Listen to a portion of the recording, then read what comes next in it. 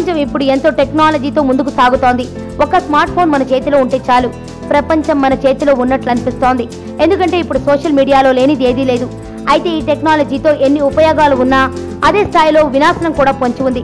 ఈ మధ్య social media సినిమాల పాలిట శాపమైపోతోంది అనడంలో అతిశయోక్తి లేదు. ఎందుకంటే ఎన్నో కోట్లు పెట్టి ఓ సినిమా తెరకెక్కిస్తే అది కొన్ని గంటల వ్యవధిలోనే నెట్ లో హల్చల్ చేస్తున్నాయి. మరి దారుణమైన విషయం ఏంటంటే కొన్ని సినిమాలు రిలీజ్ కాకముందే నెట్ లో హల్చల్ చేస్తున్నాయి. గతంలో అత్తారింటికి దారేది చిత్రం రిలీజ్ కి ముందు నెట్ లో రావడంతో షాక్ కి గురయ్యారు చిత్ర బృందం. అంతేకాదు షూటింగ్ స్పాట్ ఫోటోలు లీక్ కావడం కామన్ అయింది.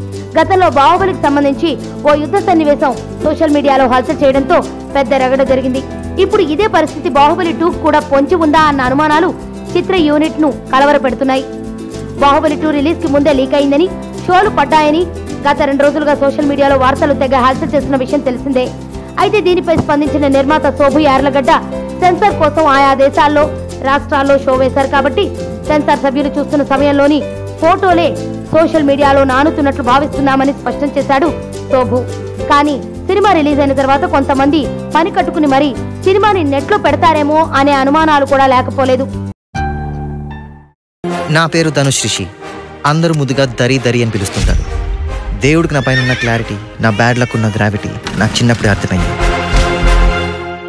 నా లైఫ్లో లక్ ఫ్యాక్టర్ రాంగ్గా ఉండొచ్చు, కానీ లవ్ ఫ్యాక్టర్ మాత్రం చాలా స్ట్రాంగ్గా ఉంది. ఒక మనిషి చేయి చూసి తన జాతకం మొత్తం చెప్పేయగలను.